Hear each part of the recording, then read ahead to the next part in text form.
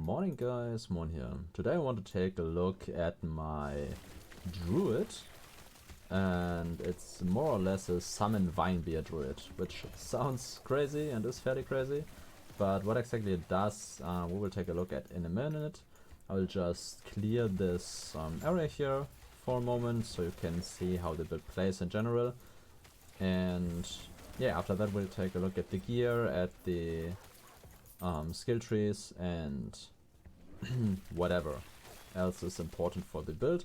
This is just more or less a first look. I've leveled to 97 now. I used this as a league starter and had a pretty good time in solo self-found so far. Did some group play, but overall it was solo self-found. And yeah, it's a build that was very enjoyable to play, and I will play in the future more. There still is a lot of stuff I want to change about the build, so this is not final, but the general idea is fairly clear. So yeah, the idea of the build is to run in the werebear form, never run out of rage, so you permanently can be in werebear, and just want to run through, spawn vines, and the vines shoot down everything that is on the screen. So it more or less is auto bomber style ice spear if you've played Path of Exile. Totem build, so ice spear totems combined with an auto bomber more or less, and we use some active stuff to boost ourselves. The main skill we're using all the time is the maul, which triggers all kinds of stuff I'll go through in a moment, but overall it just triggers everything we need, and the maul is the main ability of the build, so some cooldown recovery is nice to have it up more frequently. And the second ability we use is the rampage, which just gets us through the area faster. Then what we can do as well is transform into the Spriggan to, when we are in the boss fight and need some healing, we drop some healing totems, give us some thorn shield, and then get back into werebear form to smack down the boss.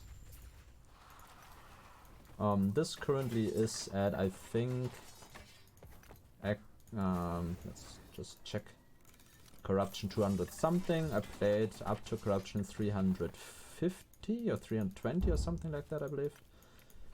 So general 240 corruption this is. So that is the idea of the build.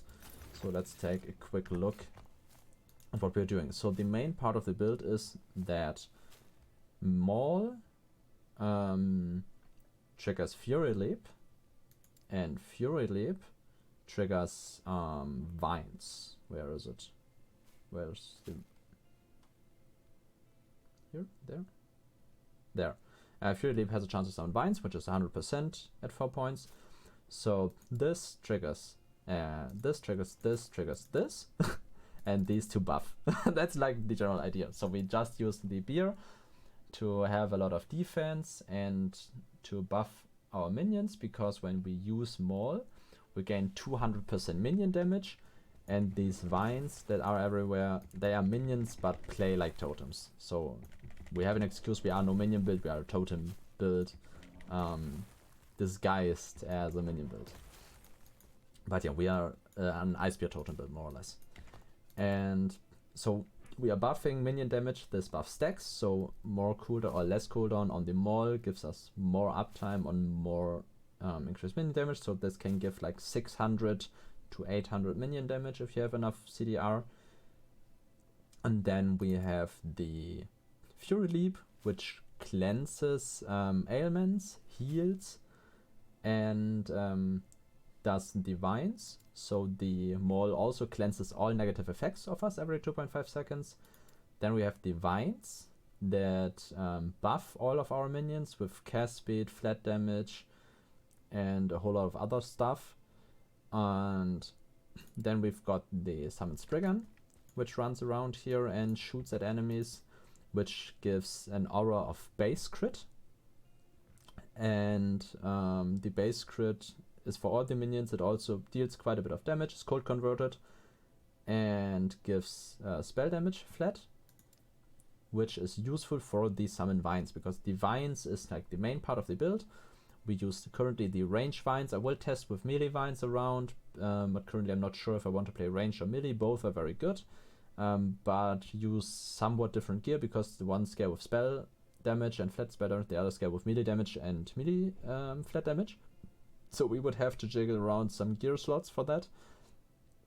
But that is the general idea, that we use either range or melee. Melee, I think, has better damage potential. Range, however, has better clear potential. So both have up and down sides. And yeah, we use the Spriggan form just to buff the Vaynes and give us some defense options. But although we aren't using this all that often, mostly when I am in a boss fight and need some healing, if I drop too low and don't have great recovery through potions, then I just jump over here, drop some Thorn Shields on myself, and then go back into Bear form directly. Through this node, it makes that Thorn Shields last longer. However, this seems to be bugged currently. I cannot see the increased duration effect, which is fairly annoying. So I will have to write some text to the devs, I guess.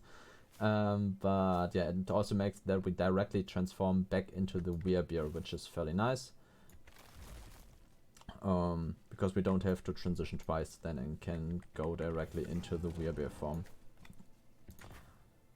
But I'm not sure if I want to keep that if the duration is bugged, because then it's not really worth it, because if we transform twice, we gain the damage reduction bonus for 2 seconds, which, well, would allow to have a better uptime on that. But yeah.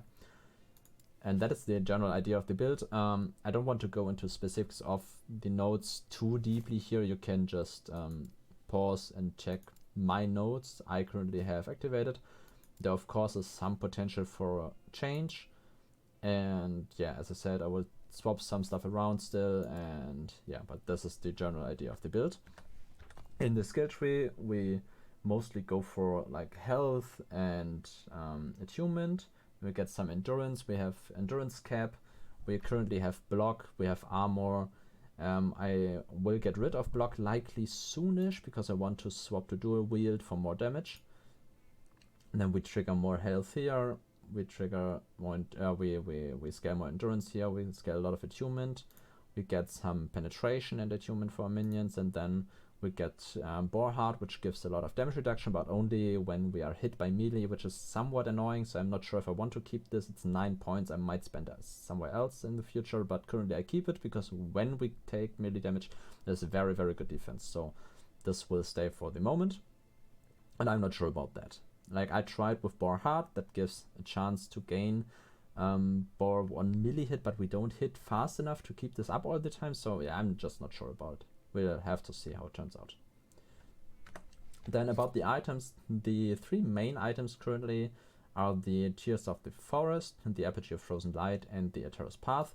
The Eterous Path make it so that when we walk, we summon vines, which is very, very nice just for general uptime and spawn speed on bosses. So we have like 12 vines fairly consistently.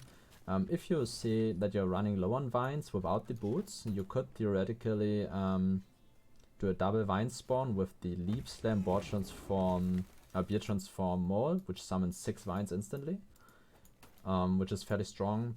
But yeah, generally you should be up to 12 more or less all the time with Maul and the passive generation of the Eterous Path.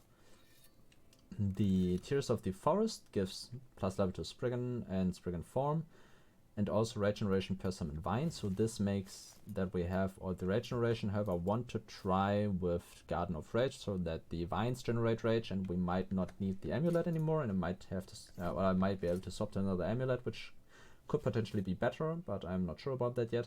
We'll have to try it out. The sword gives minion cold damage and level to necrotic minion skills, which gives 3 levels to the summon Spriggan, which is very, very good, because we have a lot of great points here. I lost the point here. Which is very good, and it just is more or less the best damage multiplier we have currently. When I swap to dual wield, I will likely use the mace that gives minion armor shred, because I also am looking for Jorah's Obsession with armor penetration, but I haven't hit it yet. Or with armor shred, not armor penetration, armor shred. But I might actually swap my Jorahs for other mods. Then I maybe will go for cast speed and crit, and then get the armor shred through the second weapon, which might be better overall. but I'm not sure. I haven't done all the math on it, but yeah, that's the current idea of where we're going with the build. The other items are just general health, minion damage, some minion life, minion crit multi, some cooldown reduction from the body armor, attunement, resistances. That's like the general path of the build. Then we get some Entangling Roots levels and some Spriggan levels, which is fairly strong. Entangling Roots really is very, very good, the levels, because we gain flat damage from the skill points and cast speed, which both scale exceptionally well. So you want a lot of points in the Entangling Roots. However, more than 24 you don't really need, because you don't have crazy good points after 24 anymore. It still is decent. There's some stuff you can use, but overall this is like where you want to go. You don't have to go far higher than 24. There's some other skills that would scale better, like the Spriggan form. I'd love to have Spriggan form at like 25 or 26, so I can take regeneration, I can take better Thorn Shields, more Thorn Shield duration maybe, Thorn Shield refresh, whatever. There's some great options here for defense. However, yeah, that's currently what we are looking at. For the idols, we just want minion crit and then other good stuff like healing effectiveness, health, resistances, vitality is like the general idea of the idols. For the blessings, we are looking at health, freeze multiplier, all resistances, armor and armor, which is just great scaling for us, good defense. We have 2,500 armor currently. I want to push it further. I'm not sure where to go with this yet. The block I will likely lose completely when I drop the shield. However, since we don't have consistent block, I'm not sure if it's worth. We could go into another route where we overcap endurance extremely. We currently in the board form have 74, and we could go to like 150 maybe with some changes and go with the forest shield to gain 100% block, which is a possibility for very good defense, because we just get 50% less damage taken on everything that is not dot, and which would be fairly good, but I'm not sure yet. I need like a perfectly crafted 2 legendary potential shield from the tree dungeon, which is very unlikely currently. So that's what we are looking at right now. So this pretty much sums up the build. If you have any question about it, feel free to ask. Let me know in the comments, and see you the next time.